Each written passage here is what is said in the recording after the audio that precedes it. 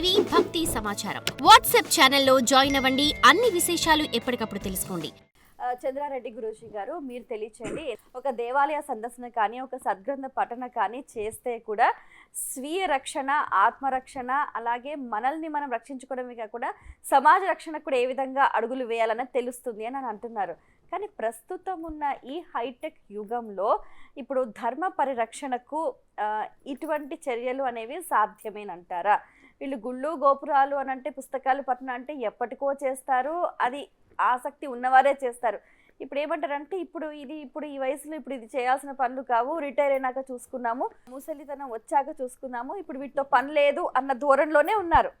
వారికి మీరు ఎలాంటి అవేర్నెస్ కల్పిస్తారు? తప్పకుండా అమ్మా. ఇప్పుడు ఈ విషయంలో మీకు చాలా లోతుగా కొంచెం వెళ్ళాల్సిన అవసరం అయితే ఉంది. ఎందుకంటే ఇది ఒక్క మాటలో చెప్పే విషయం కాదు వాస్తవానికి. ఎందుకు అంటే విషయం ఏంటంటే, ఇప్పుడు యాక్చువల్గా ధర్మం అనేది మనం పెట్టుకున్నాం ముందు. ఎందుకంటే సనాతన హిందూ ధర్మం అనే కాన్సెప్ట్ తోటి మనం వెళ్తున్నాం అన్నప్పుడు, అసలు మన ఈ ప్రపంచం మొత్తం చూసుకున్నా కానీ మన హిందూ ధర్మం తప్ప ఇంకోటి లేదు వాస్తవానికి. ఎందుకంటే సనాతనం తప్ప ఇంకోటి లేదు. ఇవన్నీ కూడా మతాలే కదా వచ్చినాయన్నీ కూడా. మనది హిందూ అనేది మతం కాదు కదా. ఇప్పుడు చాలామంది చెప్తున్నది, సరే మతంగా అది వాడుకలోకి వచ్చిందే తప్ప మతం కాదు కదా, ఒక జీవన విధానం ఇది కదా ధర్మం, హిందూ ధర్మం అంటే. సనాతనం అతి పురాతనమైనది. సో ఇది ఆది మధ్య అంతం లేనిది. ఇది సృష్టి ఆవిర్భావం నుండే మనకు వస్తున్న సనాతనము. మరి ఇలాంటిది అలాంటప్పుడు సృష్టి ఆవిర్భావం నుంచి వస్తుంది అన్నప్పుడు మరి అప్పుడు ఈ మతాలు ఇవన్నీ ఎక్కడొచ్చాయి? సో మధ్యలో ఎవరికి అనుగుణంగా వాళ్ళు ఆ మతి నుండి పుట్టిందే మతం అంటున్నాం కదా. సో వారి ఆలోచనకు అనుగుణంగా, వారు ఆచరించే దానికి అనుగుణంగా వాళ్ళ ఫాలోయర్స్ వచ్చేసి ఎవరైతే ఆచరించారో దానికి అనుగుణంగా వాళ్ళ విధానాన్ని వాళ్ళు పబ్లిక్లో తీసుకురావడం జరిగింది. సో అది వాళ్ళ సొంత ఇది. కానీ వాస్తవానికి ఉన్నది ఒకటే సనాతనము.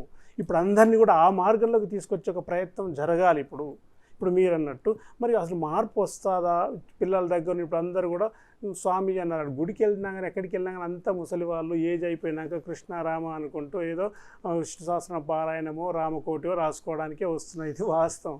కానీ ఇప్పుడున్న యంగ్ జనరేషను యువతని తీసుకురావాలి. ఎందుకంటే భవిష్యత్తు ఎక్కువగా ఉండేది వాళ్ళకే కదా. ఇప్పుడు ముసలి వాళ్ళు ఏజ్ అయిపోయినాక వచ్చినాక ఏం చేయగలుగుతారు? ఏమైనా వాళ్ళు కూడా ఉపయోగపడని పరిస్థితి ఇప్పుడు. ఎందుకంటే నెక్స్ట్ జనరేషన్కి అందించగలిగే విధానం ఏమీ లేదు. అందుకని ఇప్పుడు మన ఫోకస్ అంతా కూడా ఎస్పెషల్గా విద్యార్థుల మీదనే. విద్యార్థులు యువత వస్తేనే ఇలాంటి ఒక ధర్మ పరిరక్షణ అనేది జరుగుతుంది. దానికోసం ఇప్పుడు మనం చేయాల్సింది ఇప్పుడు చెప్పుకున్నట్టుగా యువత జాగృతం కావాలి. అది కూడా వాళ్ళు ఎలా రావాలి? ఓన్లీ ఒక్క విషయంలోనే కాదమ్మా ఇది. ఎందుకంటే ఈ ఒక మార్పు రావాలంటే ఇప్పుడు చూసాం, ప్రపంచంలో చూసుకుంటే 197 దేశాల్లో కూడా ఏ దేశం కూడా ఒక హిందూ దేశంగా లేదు ఇప్పుడు. కానీ ఉండాల్సింది ఎక్కడ చూసినా హిందువులే కనపడాలి వాస్తవానికి. ఎందుకంటే హిందువులు తప్ప ఇంకోరు లేరు వాస్తవానికి. కానీ వీళ్ళందరూ కూడా కన్వర్ట్ ఇప్పుడు మన దగ్గర చూస్తున్నాము. ఇన్ని రకాల మతాలు, ఇన్ని రకాల కులాలు ఇవన్నీ ఎందుకు వచ్చాయి? ఇవన్నీ ఉన్నాయా ఒకప్పుడు? వాళ్ళు చేసే విధానాన్ని బట్టి వాళ్ళకు అనుగుణంగా వెళ్ళారు. కానీ ఉన్నదంతా ఒకటే, అందరం హిందువులమే, హిందూ ధర్మాన్ని మాత్రమే ఆచరించాలని రావాలి అంటే ముందుగా మన భారతదేశాన్ని కూడా ఒక హిందూ దేశంగా ప్రకటింపజేసేటట్టు చేసుకోవాలంటే ఎవరు పూనుకోవాలి? మరి ప్రతి ఒక్కరు ఓన్లీ ఒక్కరో ఇద్దరో స్వామీజీలో లేదా గురువులో లేదా పీఠాధిపతులో కాదు. ప్రతి యువత మేల్కొనాలి. హిందూ యువత మేల్కొని ఎందుకంటే ఒక కాన్స్టిట్యూషన్గా మార్పు రావాలి కదా. ఇది మనం అనుకున్నంత మాత్రం మనం ప్రెజర్ పెట్టాలి. మన హిందువులందరూ కూడా ఐక్యంగా ఉన్నప్పుడే సాధ్యపడుతుంది. అందుకని అది ఈ పార్టీ ఆ పార్టీ అని మనకు సంబంధం లేదు. ఏదైనా కానివ్వండి, నువ్వు హిందూ ధర్మానికి నువ్వు సపోర్ట్ చేస్తున్నావా లేదా? నువ్వు హిందూ ధర్మాన్ని చేస్తున్నావు ఖచ్చితంగా మనం చేయాలి. నువ్వు ఏ పార్టీలోనే నీ పార్టీలో ఉన్న ప్రతి ఒక్కరిని నువ్వు హిందూకు సపోర్ట్ చేస్తున్నావా లేదని అడగగలిగే ధైర్యం ఎవరికైనా ఉందా? ఎంతసేపు స్వార్థం, నాకు ఇప్పుడు ఏం ఉపయోగపడుతుంది, అవసరాలకి వాడుకొని వెళ్ళిపోతున్నారే తప్ప నిజంగా నేను ఖచ్చితంగా నా ధర్మానికి ఎవరైతే ముందుకు వస్తారో వాళ్ళకి నేను సపోర్ట్ చేస్తా అనగలిగితే కనుక ప్రతి ఒక్కరూ విత్ ఇన్ సెకండ్స్ ఇప్పుడు చేస్తున్నారు కదా. పెద్ద ఎత్తున మనకు గాడ్ గిఫ్ట్ లాగా నరేంద్ర మోడీ గారు ఇప్పుడు మొత్తం కూడా ఎన్నో మార్పులు తీసుకొచ్చారు హిందూ ధర్మాన్ని నిలబెట్టడం కోసం. ఇప్పుడు రామాలయమే కావచ్చు, లేకపోతే ఇప్పుడు 370 ఇవన్నీ ఇలాంటి రకరకాలుగా అన్నీ చేసుకుంటూ వస్తున్నప్పుడు మనం సపోర్ట్ చేయాలిగా కనీసం. మన ధర్మాన్ని నిలబెట్టే వాళ్ళు మనకు చేత కాకపోయినా కానీ చేయగలిగే ఒక ఒక ముందుండి నడిపించగల ఒక నాయకుడు ఒక లీడర్ వచ్చినప్పుడు మనం చేయాలి కదా. మళ్ళీ మనం వెనక్కి లాగే ప్రయత్నం చేస్తుంటే మనకు అది కాకుండా ఇప్పుడు అందరినీ కూడా సంఘటితం చేసి చైతన్యవంతం చేసి మనం ముందుకు వెళ్ళాల్సిన అవసరం ఇప్పుడు ఖచ్చితంగా ఉంది. దానికోసం ఇప్పుడు రకరకాల కార్యక్రమాలు మనం చేపడుతూ ఉన్నాం. దానికోసమే అంటే మన ధర్మం గురించి లేదా మన హిందువులో చైతన్యం రావడానికి మనకు ఒక కాన్సెప్ట్ని కూడా ముందుకు తీసుకురావడం జరిగింది. ఇదే వేదికగా మీ బిగ్ టీవీ వేదిక కూడా ఒక అనౌన్స్మెంట్ ఏంటంటే, ఎవరైతే హిందూ ధర్మం కోసం ముందుకు రాగలుగుతారో యువత కానీ హిందూ అనుకున్న నాలో హిందూ రక్తం ప్రవహిస్తుంది, నేను హిందువుని అని సగర్వంగా చెప్పుకోగలిగే ప్రతి ఒక్కరికి ఇది ఒక అవకాశంగా ధార్మిక వక్తలను తయారు చేసే ఒక ప్రయత్నం అయితే చేయబోతున్నాము త్వరలోనే. దానికోసం ఒక రూపకల్పన కూడా జరుగుతుంది. అలాంటి వాళ్ళు ఎవరైనా కనుక ఉంటే ఖచ్చితంగా మమ్మల్ని కాంటాక్ట్ అవ్వండి. అవుతే కనుక అలాంటి ఒక టీం తయారు చేసి ఇలాంటి సాధువులని స్వామీజీలని పీఠాధిపతుల ఆధ్వర్యంలో అనర్గళంగా అద్భుతంగా మన ధర్మం గురించి చెప్పి, ఇప్పుడు మీరంటే యువత చైతన్యం కావాలి. ఒక విద్యార్థి దశ నుండే కనుక మన ధర్మం ఇది ఇంతకుముందు చెప్పారు కదా, బేస్ నుండే రావాలి. తల్లి దగ్గర నుండి, తల్లి మొదటి గురువు అంటాం కదా. మన ఇంట్లోనే సరిగ్గా చెప్పలేనప్పుడు మరి రేపు బయటకు వచ్చి ఏం మాట్లాడగలుగుతారు? అసలు మనకే అవగాహన లేదు కదా. మన ధర్మం గురించి మనం ఏం చేస్తున్నామో మనకే అవగాహన లేనప్పుడు మన పిల్లలకి ఎలా నేర్పిస్తాము? కనీసం ఇంట్లో ఉన్న పిల్లలు ఎంతమంది చదువుతున్నారు? భగవద్గీత శ్లోకాలు ఎంతమందికి వస్తాయి? భాగవత రామాయణాలు ఎవరైనా చెప్తున్నారా? మరి అలాంటి ఒక సిస్టమే ఇప్పుడు కనుమరుగైపోతున్న పరిస్థితి చూస్తున్నాము. చూడండి, ఒక ఆదివారం వస్తే బైబిల్ చేతిలో పట్టుకుని అందరు ఇంటింటి తిరిగి మొత్తం చేస్తూ ఉన్నారు కదా. ఇవాళ మార్నింగ్ కూడా మేము చూసాం, వస్తుంటే కూడా మొత్తం ప్రచారం చేసుకుంటూ పోతున్నారు. మరి అలాంటివి అడగగలిగే సిస్టమ్ అడిగితే భయం మనకి ఎక్కువగా. మరి అలాంటిది మన వాళ్ళు ఎవరైనా ఏ రోజైనా గుడికి వెళ్ళి భగవద్గీత పట్టుకొని గుడికి వెళ్ళిపోయి చదువుకునే సందర్భాలు ఉన్నాయా? ఈ వేదిక ద్వారా మరి అడగచ్చో అడగకూడదో తెలీదు, కానీ ఒకటి చెప్పాలని అంటే ఇతర మతస్థులు ఏం చెప్తూ ఉంటారంటే, మీరు ఏ నియమాలు పాటించక్కర్లేదు, మీరేమీ చెయ్యక్కర్లేదు, ఉత్తగా వారిలో కొద్ది సమయం కేటాయిస్తే చాలు. దీనికి అందరు తలొగ్గుతున్నారు. అంటే ఈ పరిస్థితి నుంచి బయటపడాలి. అసలు నియమాలు ఎందుకు, నిష్ఠ దేనికి, ఈ ఆచారం దేనికి, సంప్రదాయం దేనికి, దీనిపైన అవగాహన రావాలి. దీనికి మీరేం చేస్తున్నారు? ఇంతకు ముందే మీకు ఒక మాట, ఫస్ట్లోనే ఒక మాట అన్నాం, భక్తి భారం అయిపోతుంది ఇప్పుడు అని. ఎందుకంటే ఇప్పుడు మనం ఏది చేసినా ప్రతిదానికి ఒక సైంటిఫిక్ రీజన్ ఉంటుంది. ఎందుకంటే వాళ్ళు ఏం చేస్తున్నారు, ఏమీ అవసరం లేదు, మీరు వస్తే చాలు, ఏదో 4 మాట సైకలాజికల్గా వాళ్ళు మొత్తం మన మైండ్లో ఇంజెక్ట్ చేస్తున్నారు. ఫస్ట్ ఏదో ఒకటి చెప్తున్నారు, ఇక దాన్నే పదే మనకి ఎప్పుడైతే మైండ్లో ఇంజెక్ట్ చేస్తారో ఆటోమేటిక్గా వాళ్ళు దానికి డైవర్ట్ అయిపోతున్నారు. అలాగా ఇప్పుడు మనం కూడా కొంత మోడిఫికేషన్ చేయాల్సిన అవసరం ఖచ్చితంగా ఉంది. ఎందుకంటే మనల్ని మనం కాపాడుకోవాలంటే మనం కూడా అలాంటి ఒక టిప్స్ చాలా ఉన్నాయి మన దగ్గర. నిజంగా అలాంటి ధర్మాచరణలో కూడా కాస్త ఫ్లెక్సిబిలిటీ డెఫినెట్గా ఉండాలి. ఇక్కడ ఏమీ చేయకూడదు అని మతం మారుతుంది కదా. ఏమీ చేయకుండానే 9 నెలల శిశువు పుట్టాడంటారా? ఆ శిశువు రావడానికి అటేడు తరాలు ఇటేడు తరాలు వేదాలు సాక్ష్యాలు ధర్మాలు పాటించిన ఆ ధర్మబద్ధంగా జరిగిన మాంగళ్య బలం శరీరాలది కాదు, ఆత్మలదని రాసి ఉంది, మన శాస్త్రాలు చెప్తున్నాయి. అలాంటి ఒక అబ్రబ్రహ్మలోకాన్ని పుట్టించడానికి పరమాత్ముడు అగ్నిలింగంలో ఒక ఆత్మని ప్రవేశించి, ఆ ప్రవేశన జరిగిన 9 నెలలకి దాన్ని ఆత్మలింగం అన్న పేరు పెట్టించి నిన్ను గర్భంలోకి వేస్తున్నాడు. వేసిన ఈ ప్రక్రియ అంతా పెళ్ళి కాకుండా జరుగుతలేదు ఎందుకమ్మా? పెళ్ళి అయ్యి ఎందుకు జరుగుతుంది? ఇక్కడ ఏమీ చేయకూడదా? ఎందుకు అగ్ని చుట్టూ తిరుగుతున్నావు? నీ తల్లి నీ తండ్రి కట్టిన ఆ గోరి చుట్టూ తిరగట్లో వెళ్ళి పెళ్లి చేసుకొని? అగ్ని అంటే ఏమిటి? వేద మంత్రాలకు చదువుకోకుండా నువ్వు ఏదో డీజే పాటలు పెట్టి మంగళ బలాన్ని కట్టుకోవచ్చుగా. తలంబరాలు ఎందుకు వేసుకుంటున్నావు? తీసుకొచ్చుకొని అక్కడ నీ ఇంట్లో ఉన్న వజ్ర వైడూర్యాలు లేకపోతే నగలు చేసుకోవచ్చుగా. నెత్తి మీద అల్లం బెల్లం అని ఇక్కడ పెడతారు. అల్లము తర్వాత ఏమంటారు, జీలకర్ర బెల్లం పెడతారు కదా. ఇక్కడ ఎందుకు పెడతారమ్మా?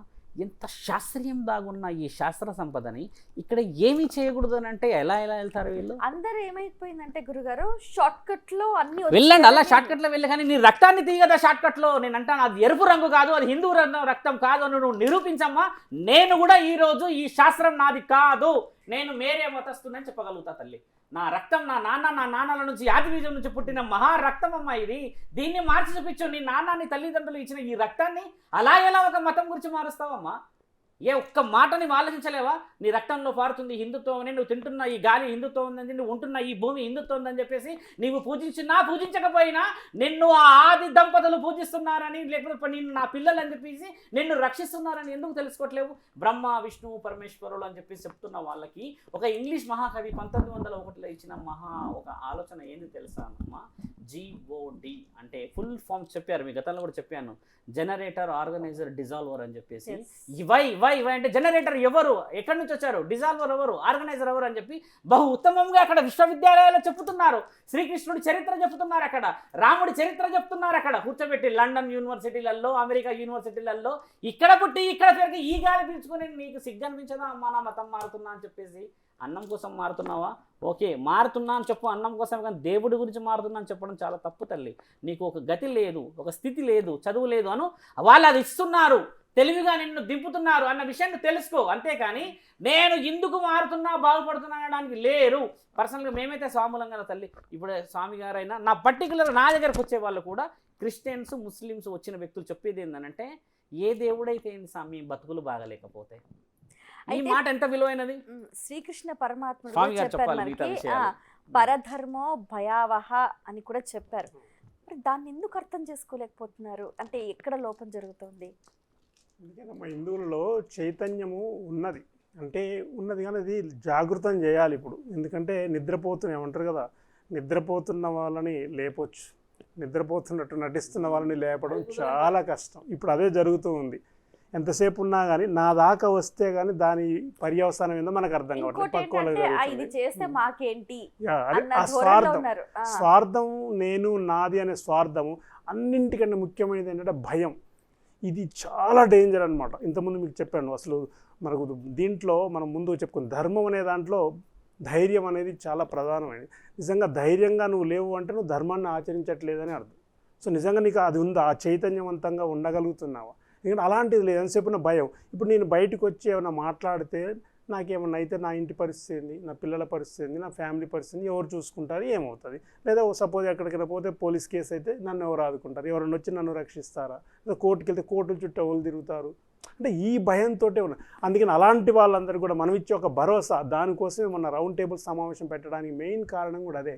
అలాంటి హిందువులు ఎవరైతే ఉండే నేను రావాలి, నేను హిందువునే, నేను కూడా అందరితో పాటుగా నేను కూడా చైతన్యవంతంగా మన ధర్మం కోసం పోరాటం చేయాలనుకునే ప్రతి ఒక్క హిందువు, సాధారణ హిందువు కూడా రావాలనే మన కాన్సెప్ట్. కాబట్టి అలాంటి వాళ్ళు ఎవరైతే ఉంటారో దానికోసం వాళ్ళందరికీ మేము ఉన్నాము అనే భరోసా ఇవ్వడం కోసమే సనాతన హిందూ ధర్మ పరిరక్షణ పేరుతో మన రౌండ్ టేబుల్ సమావేశాన్ని కూడా నిర్వహించడం జరుగుతుంది. అలాంటి వాళ్ళు ఎవరు ఉంటే కనుక రండి, మీ యొక్క కాంటాక్ట్స్ నెంబర్స్ కూడా ఇవ్వండి, నేను ఉన్నాను ముందుకు రావడానికి. అలాంటి వాళ్ళ కోసం ఒక కట్టర్ హిందువుగా కనుక తయారవ్వగలిగితేనే మన జనరేషన్ నెక్స్ట్ తరాలు మనల్ని క్షమిస్తారు. లేకపోతే ఇప్పటికే మనం చూస్తున్నాం మన పూర్వీకులు ఏం చేశారు, ఇప్పుడు మనం ఏం చేస్తున్నాం. నెక్స్ట్ వచ్చేసరికి ఈ కాస్త కూడా మనకు ఉండే అవకాశం, ఆ స్వేచ్ఛ కూడా ఉండే అవకాశం లేదు. హిందువుగా చెప్పుకోవడానికే భయపడుతున్న పరిస్థితులు కనపడుతున్నాయి. ఇప్పుడు చూడండి, ఓల్డ్ సిటీ పోండి, నేను హిందువు, నేను బొట్టు పెట్టుకుని పోగలిగే ధైర్యం ఒక్కరికి ఉందా? కనీసం భయపడుతున్న పరిస్థితి. ఎక్కడికి పోయినా కూడా నలుగురు కలిసి పోతే తప్ప మనం బతకలేని పరిస్థితి. అది మన హిందూ దేశంలో మన దగ్గర. మరి ఇలాంటి దుస్థితి ఎందుకు వచ్చింది? మరి మనని మనం ప్రొటెక్ట్ చేసుకోకపోతే నెక్స్ట్ మన పిల్లల భవిష్యత్తు ఏంటి? ఇప్పటికే చూస్తాం, సోషల్ మీడియాలో చూసే ఒక్కొక్క వీడియో చూస్తే రక్తం మరిగిపోతుంది. మరి అలాంటి చూస్తూ కూడా ఎలా ఉంటున్నావు? చూస్తున్నారు, ఫార్వర్డ్ చేస్తున్నారు, వాళ్ళకి పంపిస్తున్నారు తప్ప చేత కాకుండా ఇంట్లో ఎంతసేపు ఉన్న సెల్ ఫోన్లు పట్టుకొని చూస్తున్నా తప్ప దాంట్లో వచ్చిన మ్యాటర్ ఏంటి, దాని పర్యవసానం ఏంటి? అది రేపట్టదు, అక్కడ దాకా వచ్చింది, రేపు మన దాకా రాదా? మన దాకా వస్తే పరిస్థితి ఏంది? మరి అప్పుడు ఎవరు ఆదుకుంటారు? దీనిపైన దృష్టి పెట్టాలి. మరి దాన్ని ఎవరు ఆదుకుంటారు? ప్రస్తావించారు. మరి మన దాకా వస్తే మరి అప్పుడు ఇంకోరు ఎందుకు వస్తారు? ఒకరు బాధపడుతున్నారు, అదే పరిస్థితి మనకు వస్తే అన్న క్వశ్చన్ మార్క్ ఇది ప్రతి ఒక్కరిలో రావాలి. అందుకోసమే మనం ఈ ప్రయత్నం కూడా అదే. రేపటి నాడు నీకు వస్తే నువ్వే ఎవరి దగ్గరికి పోనప్పుడు, ఎవరిని ఆదుకోనప్పుడు మరి నీ దాకా ఎవరు వస్తారు? ఎందుకు వస్తారు? అప్పుడు గగ్గోలు పెట్టాలి, ఏడ్చుకుంటూ తుడుచుకుంటూ ఉండాలి, అనుభవించాల్సిందే కదా. మరి ఎవరు వస్తారు అప్పుడు? మరి దానికోసమే నేను కూడా ఒకరికొకరు తోడు కదా. నువ్వు ఒక్కరికి ధైర్యం లేదు, ధైర్యం మేము ఉన్నామని ఎవరైతే ముందుకు వచ్చి, ఇప్పుడు స్వామీజీలు కానీ, పీఠాధిపతులు కానీ, గురువులు కానీ ముందుకు వచ్చి హిందూ ధర్మం కోసం పనిచేస్తున్నప్పుడు మేము కూడా మీతో పాటు ఉంటాము అని ఒక ధైర్యం, మోరల్ సపోర్ట్, మోటివేషన్ అయితే ఇవ్వాలి కదా. మరి అలాంటి వాళ్ళ కోసమే మన ప్రయత్నం అంతా కూడా. అలాంటి సాధారణ హిందువుని కూడా చైతన్యం చేయగలిగినప్పుడే మన ధర్మాన్ని మనం కాపాడుకోగలుగుతాం తప్ప ఏదో 10 మంది వచ్చి టీవీలో కూర్చోనో లేదా మీడియా ద్వారా సోషల్ మీడియాలో వచ్చి హల్చల్ చేసిపోయినంత మాత్రాన మార్పు రాదు. అందుకే గ్రౌండ్ లెవెల్లో, మన గ్రామీణ లెవెల్లో దేవాలయాలను రక్షించుకోవాలి, మన దేవాలయాల్లో జరగాలి. అందుకే అక్కడే కదా మన సభ్యత సంస్కారాలు బేస్ అయ్యేది అక్కడ. కాబట్టి అక్కడి నుంచే మన ప్రతి పిల్లల్ని కూడా ప్రతిరోజు, ప్రతి వారానికి ఒకసారి సత్సంగాలు నిర్వహిస్తూ ఉండాలి. మనకు అక్కడ ఉన్న గుళ్ళను కాపాడుకోవాలి. గుళ్ళో జరిగే నిత్య కైంకర్యాలు ఏదైతున్న పూజ, వ్రతాలు ఇవన్నీ కూడా నిరంతరం జరిగేటట్టుగా మనం దానికి సపోర్ట్ చేస్తూ అక్కడ చిన్న చిన్న మీటింగ్లు సత్సంగాలు పెట్టుకొని కనుక మనం మండల్ లెవెల్లో, తాలూకా లెవెల్లో, జిల్లా లెవెల్లో, రాష్ట్ర లెవెల్లో, జాతీయ స్థాయిలో మనం ఒకరికొకరు చైతన్యం కావాలి. అది కూడా ఇండివిజువల్గా కాకుండా అందరం సమిష్టిగా హిందూ ధర్మం కోసం పోరాటం చేసే ప్రతి ఒక్కరు కూడా ముందుకు రావాలి. దానికోసం ఇప్పుడు మనం పెట్టుకుంటున్న ఒక్కొక్క స్టెప్ బై స్టెప్ కార్యక్రమాలను నిరంతరం సాగుతూనే ఉంటాయి. ఇప్పుడు ఇది ఏదో ఒక విపత్తు జరిగింది అని చెప్పి ఎప్పుడో ఒక శంకరావం చేయటము, జాగృతం చేయటం, అవేర్నెస్ చేయడం, మళ్ళా తర్వాత ఎవరి పనులలో వాళ్ళు నిమగ్నం అయిపోవటం, ఇదే జరుగుతోంది. ఇలా కాకుండా ఒక కంటిన్యూస్ ప్రాసెస్, ఒక యుద్ధ ప్రాతిపదికన ప్రతిరోజు, ప్రతి గంట, ప్రతి నిమిషం కూడా ప్రతి ఒక్కరిని కూడా చైతన్యపరచాలి. దానికి మీరు ఎలా అడుగులు వేస్తున్నారు? అందుకోసమే తప్పకుండా, ఎందుకంటే ఒక కన్స్ట్రక్టివ్ వేలో వెళ్ళాలనే కాన్సెప్ట్ తోటి ఇప్పుడు మనం ఒక ప్రయత్నం ఇది. ఎందుకంటే ఏదో పెట్టాము ఆర్భాటం కాకుండా, 4 రోజులు ఆర్భాటం కాకుండా ఒక్కొక్క ఆర్గనైజేషన్ని మనం ఏం చేస్తున్నాము అంటే అందరితో మాట్లాడే ప్రయత్నం జరుగుతుంది. ఇప్పుడు మొన్ననే చెప్పాను, 45 మంది పీఠాధిపతులు అందరూ వచ్చారు. సో అందరు కూడా సానుకూలంగా ఉన్నారు. కాకపోతే చిన్న లోపల ఇంటర్నల్గా ఉండే చిన్న మనస్పర్ధలు అనేవి ఆటోమేటిక్ కూర్చొని మాట్లాడుకుంటే చర్చల ద్వారా సమసిపోతాయి. అది పెద్ద సమస్య కూడా కాదు. కానీ ప్రయత్నం అయితే జరుగుతుంది నిరంతరం. ఇప్పుడు ఆ రోజు నుండి ఈ రోజు వరకు ఏ రోజు ఖాళీగా లేము. ప్రతిరోజు ఎక్కడో ఒక చోట ఖచ్చితంగా మనం హిందూ ధర్మాన్ని సంఘటితం చేయడానికి అందరితో మాట్లాడుతున్నాము. సోషల్ మీడియా ద్వారా కానీ, ఎలక్ట్రానిక్ మీడియా, ప్రింట్ అన్నిటి ద్వారా మనం అయితే వెళ్తూనే ఉన్నాం. దీన్ని స్టాండర్డ్ చేయాలి. ఇంతకుముందే మేము చెప్పాం, సంకల్పం దృఢంగా పవిత్రంగా ఉంటే ఖచ్చితంగా సాధించి తీరుతాము. ఆ ప్రయత్నంతో మనం అందరం వెళ్తున్నాం. ఎందుకంటే అంత ఈశ్వరేచ్ఛ, మనది ఏం లేదు. జస్ట్ మేము ఒక పరికరంలాగా వచ్చాము, అంత ఒక ఇన్స్ట్రుమెంట్ లాగా పనిచేస్తున్నాం. అంతా ఈశ్వరుడు, శివుడు ఆజ్ఞలేని శివమైన కుట్టదు అన్నట్టుగా ఇప్పుడు ఆయన ఆజ్ఞతోటే జరుగుతుంది. అంతా కూడా ఆయనే చూసుకుంటారు. మనకేం కావాలన్నా కూడా అంతా ఆ బ్లెస్సింగ్స్ అనేది నిరంతరం వస్తూనే ఉంటాయి. అందులో ఎలాంటి అనుమానం లేదు. ఎందుకంటే మనం దాన్ని నమ్ముతున్నాం కాబట్టి. సో ఆ నమ్మకంతో మన ధర్మాన్ని కాపాడుకునే ప్రయత్నంలో ఎస్పెషల్గా మేము చేయడం ఒక ఎత్తు అయితే, మీ యొక్క మీడియా పాత్ర అమోఘంగా ఉండాలి. ఎందుకంటే ఒకటో రెండో ఛానల్లో పెట్టి కాసేపు అయిపోకొని కాకుండా నిరంతరము, ఒక బిగ్ టీవీయే కాదు, ఇలాంటి టీవీలు ఎన్ని ఉన్నాయో ఇప్పుడు తెలియదు. సో కోళ్ళలు ఉన్నాయి కదా. ఇన్ని టీవీ ఛానల్స్ కూడా ప్రతినిత్యం ప్రతిరోజు మన ధర్మం కోసం, ఎందుకంటే మన అందరూ ఉన్నది కూడా హిందూ దేశంలోనే కదా. ఇలాంటి ఒక దేశంలో ఉన్నప్పుడు మన ధర్మం కోసం మాట్లాడడానికి ఇలాంటి చర్చలు, ఇలాంటి పీఠాధిపతులు, స్వామీజీలు అందరినీ కూడా పిలిచి వాళ్ళ ద్వారా జ్ఞానాన్ని కానీ చైతన్యాన్ని ఇచ్చే ప్రయత్నం జరుగుతుంది. అందుకోసం అప్రిషియేట్ చేస్తున్నాం ముందుగా బిగ్ టీవీ వాళ్ళు ఇలాంటి ఒక కార్యక్రమాన్ని. ఇలాగే మిగతా ఛానల్స్ అన్నీ కూడా ఇలాంటి ప్రయత్నాలు జరగాలని మీ మీడియా మీ ద్వారా, బిగ్ టీవీ ద్వారా ఖచ్చితంగా వాళ్ళందరూ కూడా ఒక చిన్న విజ్ఞప్తి అయితే చేస్తూ ఉన్నాం. తప్పకుండానండి. For more videos like this, subscribe Big TV channel.